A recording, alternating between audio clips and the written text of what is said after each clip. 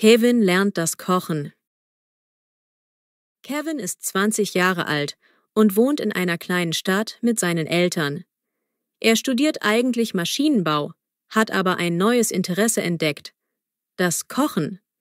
Früher war Kochen für ihn nur etwas Langweiliges, das er seinen Eltern überließ. Doch eines Tages sieht er eine TV-Sendung über berühmte Köche, die kreativ leckere Gerichte zaubern. Kevin ist fasziniert von der Kunst des Kochens. Er denkt: Warum kann ich nicht auch lernen, solche Rezepte zu machen? Am nächsten Morgen spricht er mit seiner Mutter. »Mama, kannst du mir das Kochen beibringen?« Sie lächelt. »Aber natürlich, mein Junge. Was möchtest du zuerst lernen?« Kevin überlegt und antwortet: »Vielleicht ein einfaches Nudelgericht oder eine Suppe.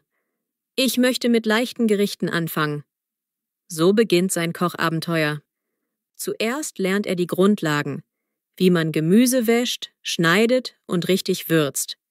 Er übt, Zwiebeln zu schneiden, ohne sich in den Finger zu schneiden oder in Tränen auszubrechen.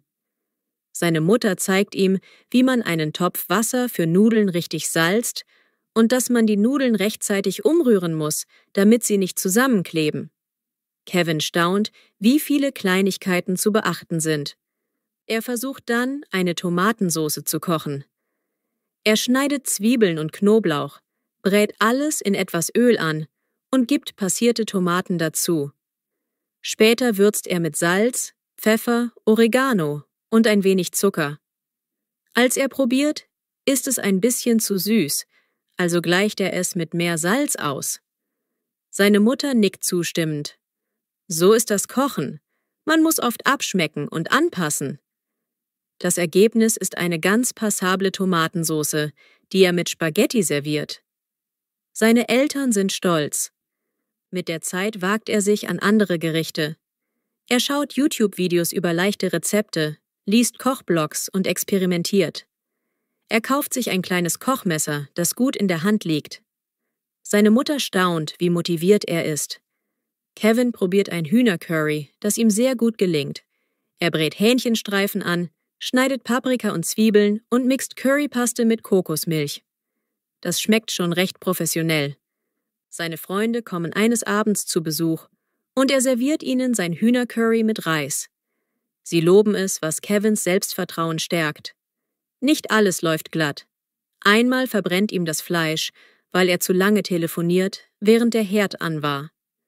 Ein anderes Mal ist die Sahnesoße zu flüssig, weil er kein Mehl zum Andicken hat. Aber er lernt aus jeder Panne, lacht und macht es beim nächsten Mal besser. Er merkt, dass Kochen Kreativität und Wissen kombiniert. Seine Eltern schlagen vor, dass er auch mal Kuchen oder Muffins backt. Kevin ist skeptisch, weil Backen sehr genaues Abmessen erfordert. Doch er versucht einen einfachen Schokokuchen: Butter, Zucker, Eier, Mehl, Kakaopulver, Backpulver und Milch. Er folgt dem Rezept, muss aber genau auf die Grammzahl achten. Im Ofen beobachtet er durch die Glasscheibe, wie der Teig aufgeht. Als der Kuchen fertig ist, staunt er. Er sieht lecker aus und riecht köstlich. Das erste Stück probiert er noch warm und es schmeckt fantastisch. Er strahlt vor Stolz. Weil Kevins Begeisterung weiter wächst, beschließt er, ein kleines Kochbuch zu führen. Er schreibt die Rezepte auf, die er bereits getestet hat: Tomatensauce, Hühnercurry, Schokokuchen und noch einiges mehr. Nebenbei liest er über verschiedene Kräuter und Gewürze. Er entdeckt, dass er gerne neue Zutaten kombiniert und Freude daran hat, Farben und Aromen zusammenzubringen. Als er ein Semester frei hat oder weniger Kurse belegt, denkt er über die Idee nach, an einem örtlichen Kochkurs teilzunehmen. Er findet einen Kurs für Anfänger, meldet sich an und lernt dort mit anderen Leuten die Grundtechniken der gehobenen Küche. Der Kochlehrer zeigt ihm, wie man Fleisch richtig anbrät, wie man Gemüse mit feinem Schnitt dekorativ gestaltet. Kevin spürt die Gemeinschaft mit den anderen Kursteilnehmern. Alle wollen Neues lernen und tauschen Tipps aus. In seiner Freizeit kocht er nun fast täglich etwas Neues für seine Familie. Seine Mutter genießt es, sich zurückzulehnen und weniger selbst zu kochen. Sein Vater ist begeistert von Kevins Pfannengerichten und sein kleiner Bruder Lukas freut sich über die vielen Kuchenreste. »Hoffentlich bleibst du für immer zu Hause«, witzelt Lukas. Kevin lacht nur und antwortet, »Vielleicht werde ich mal ein großer Koch. Wer weiß.« Eines Tages erfährt Kevin von einem lokalen Wettbewerb. Ein kleines Kochduell, das in einem Restaurant stattfinden soll. Am liebsten würde er mitmachen, doch er zweifelt, ob seine Fähigkeiten reichen. Seine Mutter ermutigt ihn, »Trau dich, du hast so viel gelernt.« Kevin zögert kurz, meldet sich aber trotzdem an. Er weiß, er hat noch viel zu lernen, aber er sieht es als Gelegenheit, seine Leidenschaft zu testen. So hat Kevin es innerhalb weniger Monate geschafft, vom totalen Anfänger zu einem passablen Hobbykoch zu werden. Er hat gelernt, dass Kochen nicht nur eine Pflicht ist, sondern Spaß und Kreativität bedeutet. Er ist neugierig, was die Zukunft bringt, und freut sich, bald an diesem Kochwettbewerb teilzunehmen, um seine neuen Fähigkeiten zu messen.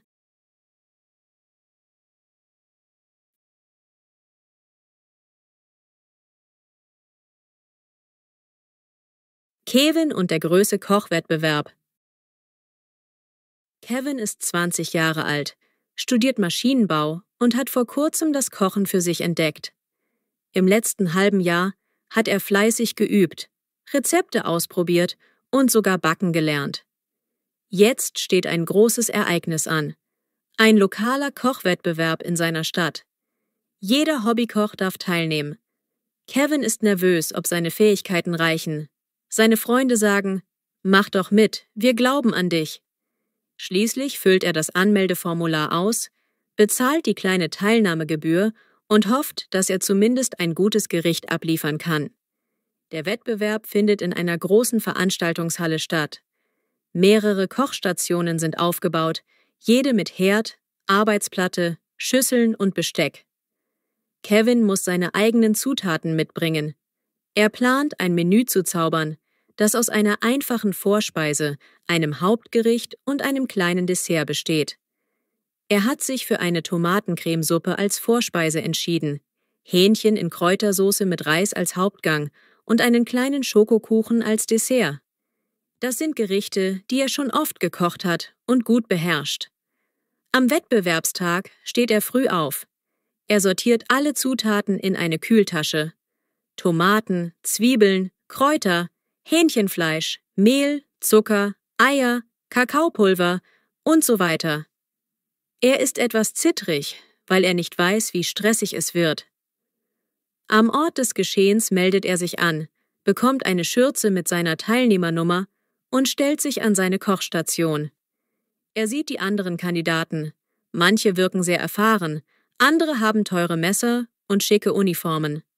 Kevin schluckt, versucht sich aber zu beruhigen. Ich bleibe bei meinem Plan. Der Moderator des Wettbewerbs erklärt die Regeln. Die Teilnehmer haben 2 Stunden Zeit, um ihre Gerichte zu kochen. Eine Jury aus 3 Köchen und einer Lokalreporterin bewertet die Ergebnisse nach Geschmack, Präsentation und Idee. Kevin atmet tief durch, als der Startschuss ertönt. Sofort macht er sich ans Werk, schnibbelt Zwiebeln und Tomaten für die Suppe. Er brät die Zwiebeln in etwas Öl an, gibt Tomaten dazu und würzt alles. Nebenbei heizt er den Ofen vor für den Schokokuchen. Er spürt den Druck, während überall Töpfe klappern, Leute rennen und hektisch Zutaten vermengen. Er versucht ruhig und konzentriert zu bleiben. Tomatensuppe nicht zu lange kochen, sonst verliert sie Farbe, murmelt er. Als sie fast fertig ist, püriert er sie, schmeckt ab und stellt sie warm. Als nächstes das Hähnchen. Er schneidet das Fleisch in Streifen, würzt es mit Salz, Pfeffer und Kräutern. In einer Pfanne brät er es an, während er in einem Topf Soße vorbereitet. Etwas Brühe, Sahne, ein bisschen Mehl zum Andicken und frische Kräuter. Er hofft, dass alles gut abgestimmt ist. Zwischendrin wirft er die Zutaten für den Schokokuchen in eine Schüssel. Butter, Zucker, Eier, Kakao, Mehl, Backpulver, Milch. Er rührt den Teig mit einem Handmixer, füllt ihn in eine kleine Form und schiebt ihn in den Ofen. Der Ofen ist zum Glück heiß genug und er stellt den Timer auf 30 Minuten. Jede Minute, die vergeht, lässt ihn den Timer checken. Er sieht sich um. Manche Teilnehmer arbeiten an komplizierten Soßen, andere dekorieren schon ihre Teller. Er spürt, nur nicht stressen, weiter im Plan bleiben. Nach einer Stunde ist seine Tomatensuppe fertig. Er probiert schnell noch einmal. Schmeckt fruchtig, leicht würzig. Wunderbar! Das Hähnchen in Kräutersoße ist ebenfalls bereit und er hält es warm, während er den Reis kocht. Der Schokokuchen duftet aus dem Ofen. Er sticht kurz mit einem Holzstäbchen hinein, um zu prüfen, ob er durchgebacken ist. Perfekt! Er lässt ihn kurz auskühlen. Inzwischen beginnen einige Teilnehmer schon mit dem Anrichten. Kevin ist zufrieden, dass seine Dinge rechtzeitig fertig sind. Die letzten 15 Minuten sind für das Anrichten da. Er hat schlichte, weiße Teller. Er gießt die Tomatensuppe in eine Suppentasse, setzt ein kleines Blättchen Basilikum oben auf, um es hübsch zu dekorieren. Dann legt er das Hähnchen in Kräutersoße zusammen mit Reis auf einen flachen Teller, garniert mit etwas Petersilie. Für den Schokokuchen schneidet er ein Stück, stäubt Puderzucker darüber und legt eine halbe Erdbeere daneben. Er findet es ganz hübsch, auch wenn er keine Profi-Deko hat. Als die Zeit abgelaufen ist, kommt die Jury herum und probiert das Essen an jedem Platz. Kevin ist sehr nervös, als sie seine Suppe löffeln. Ein Juror nickt, die andere lächelt. Dann probieren sie das Hähnchen, checken die Saftigkeit und die Würze. Auch hier scheint es okay zu sein. Keiner verzieht das Gesicht. Das Dessert schmeckt der Lokalreporterin. Sie lobt die Schokoladennote und sagt, es sei schön fluffig. Kevin atmet erleichtert. Immerhin kein negatives Feedback. Danach räumt er alles auf, während die Jury sich berät. Schließlich versammelt sich das Publikum und die Teilnehmer vor einer kleinen Bühne, auf der die Jury die Ergebnisse bekannt gibt. Kevin hat keine großen Erwartungen, er hofft nur, nicht Letzter zu sein. Die Jury lobt insgesamt das hohe Niveau, viele interessante Rezepte. Platz 3, 2 und 1 werden nach und nach verkündet. Als sie sagen, der zweite Platz geht an Kevin, der uns mit einer leckeren Tomatensuppe und einem wunderbaren Schokokuchen überzeugt hat, traut er seinen Ohren kaum. Er geht nach vorne, die Leute klatschen. Er bekommt eine Urkunde und einen Geschenkkorb mit Gewürzen und einem Kochbuch. Sein Herz schlägt wild, er freut sich riesig. Auf dem Heimweg schreibt er seinen Freunden eine Nachricht. Ich habe echt den zweiten Platz beim Kochwettbewerb geholt. Seine Mutter ruft ihn an und gratuliert ihm lautstark. Sein Vater klopft ihm virtuell auf die Schulter. Kevin empfindet große Dankbarkeit für die Unterstützung. Als er in seinem Zimmer die Urkunde anschaut, denkt er an den Anfang, als er kaum Tomatensauce kochen konnte. Jetzt hat er ein ganzes Menü im Wettkampf serviert. Er hat Mut bewiesen und gewonnen. Das Erlebnis motiviert ihn, weiter zu kochen und zu experimentieren. Vielleicht macht er irgendwann einen Kochblog oder ein Kochbuch. Auf jeden Fall hat er bewiesen, dass ein Hobbykoch mit Leidenschaft und ein bisschen Training tolle Ergebnisse erzielen kann. Und wenn er wieder in den Alltag zurückkehrt, weiß er, er muss nicht Profi werden, um Spaß am Kochen zu haben. Aber die Freude, andere Menschen mit gutem Essen glücklich zu machen, wird ihn sicher noch lange begleiten.